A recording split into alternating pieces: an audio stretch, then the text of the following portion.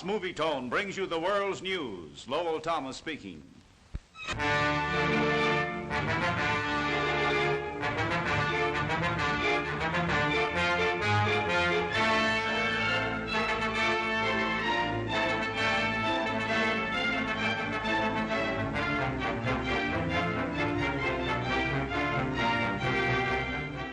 Rome. In a blazing radio address, Mussolini proclaims his decision, war. Despite the League of Nations, Italy will conquer Ethiopia. Addis Ababa.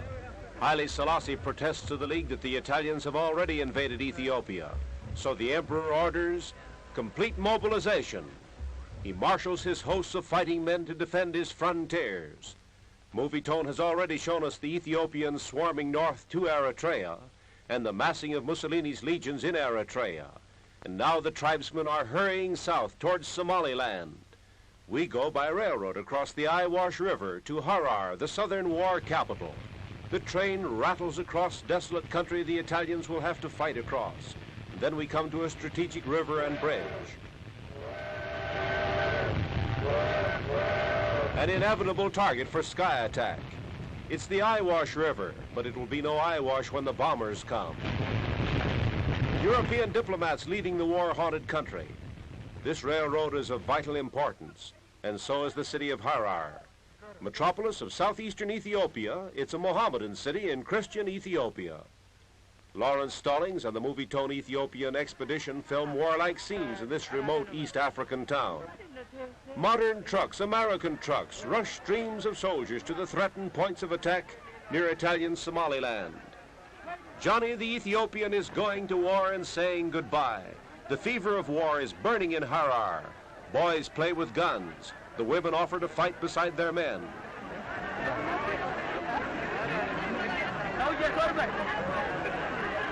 We find the Chief of Staff of the Southern Armies with Mohammedan minarets in the background.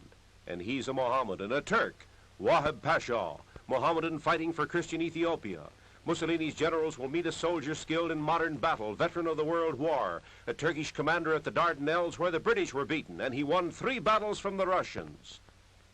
Haile Selassie was the hereditary governor of Harar before he became King of Kings.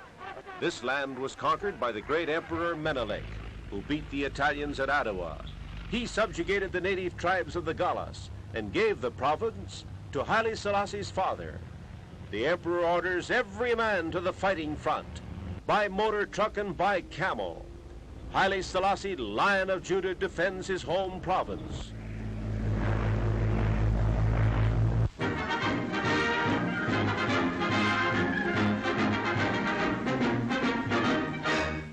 The emperor broadcasts an impassioned plea to the outside world to save Ethiopia from Italian conquest. The president of the Ethiopian parliament speaks, and an American radio man introduces the emperor, especially to America. Hello, America. This is Addis Ababa.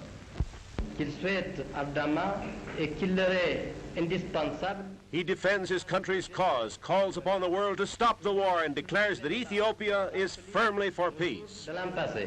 Le peuple éthiopien est fermement attaché à la paix, mais il est en même temps... A nation praying for peace but ready to fight to the last. Rome deciding war. The League of Nations preparing to impose penalties. The clash of arms, the thunders of battle seem more terrifying, as at the radio station of Addis Ababa, the Emperor Haile Selassie pleads for peace. Il assiste dans leur effort pour le maintien de la paix.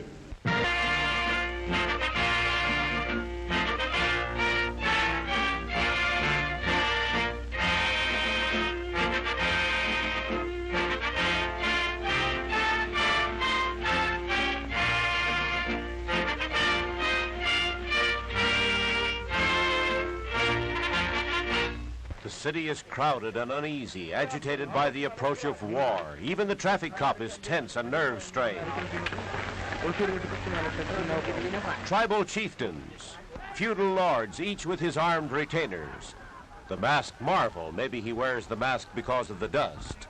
Polite these lords of the tribes, saluting a fellow chieftain. A minor chief they call a shoom with a small band of followers. A whole host of armed retainers testify to the power of a mighty noble, a Ras. The warlike barons of Ethiopia trooping into Addis Ababa, hot for battle, offering themselves to their emperor, Haile Selassie, King of Kings. No barbaric chieftain of the warlike tribes. He's clever, suave, wise, playing his country's game against a great European power and modern war machine. Religion inspires Ethiopia in its hour of peril. Great hosts throng for a ceremony of prayer.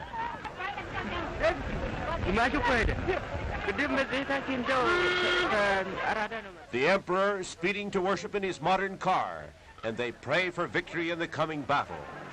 Streaming through the holy doorway to kiss the sacred wood according to the 1,500-year-old Coptic Christian rite. At the railroad station, terminus of her one lone railroad, French-owned, and the Lion of Judah. Affecting scenes, Italian families ordered to leave, and Hindu merchants and their families, too dangerous to stay. So it's goodbye to fugitives from the threat of impending war. Italian children must go, for Mussolini is about to attack. Refugees. Nobody knows what may happen when the fury of battle flames. Ethiopian fury against the Italiano. Jammed train loads.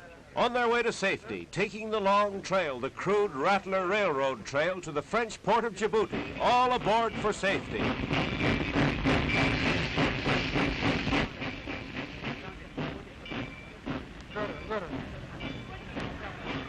The army makes ready to meet the thunderbolt of modern war. European trained officers with the military routine of the West labor swiftly to fortify for defense.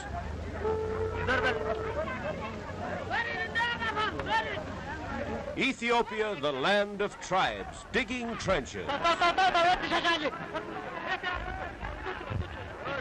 They know that Mussolini is sure to launch his full power of war against the capital city of Ethiopia, so dig hard and dig fast. Rifle pits and riflemen against an onrush of bombing planes, tanks, machine guns, flamethrowers, and modern infantry. And the legions of the King of Kings are on the march. Cavalry with tribal spears and modern rifles, ready to face machine guns and heavy artillery. Ethiopia has its European-trained army, a modern nucleus for its hordes of primitive warriors. On they march, ready for war, trained for war, well-equipped too, but not with shoes. The bare feet of armed Ethiopia still tell of a nation deprived of modern war equipment, preparing to meet the latest machinery of death, the ultra-modern legions of Rome.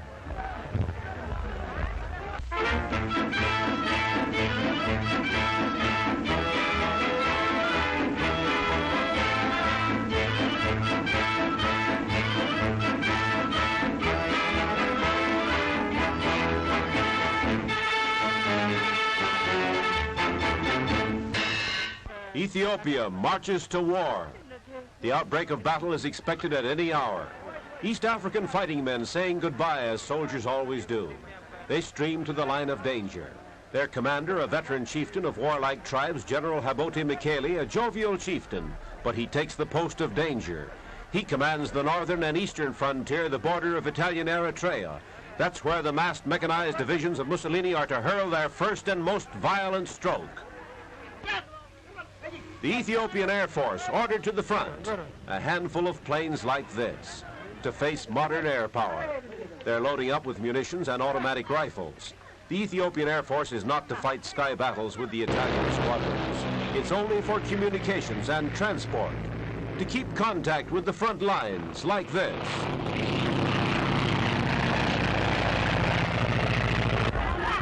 Kulaus, that's what they're called. Not in khaki uniforms, but in ancient native white. They're the night fighters of Ethiopia, the most dangerous and desperate battlers of the tribes. Prowlers of the darkness, killers of the dusk. The furtive attack, the secret ambush, the way of the night fighters.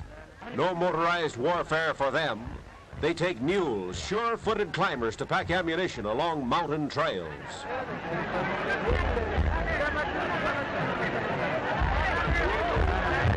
The night-fighting Kulaus rush by train to the danger zone, the surest sign that Ethiopia believes the hour is at hand. Haile Selassie has been delaying national mobilization, hoping the League of Nations would enforce peace. But now the sun is bright, the sky is clear, the rainy season is over. The time has come for Mussolini's machinery of battle to drive into action.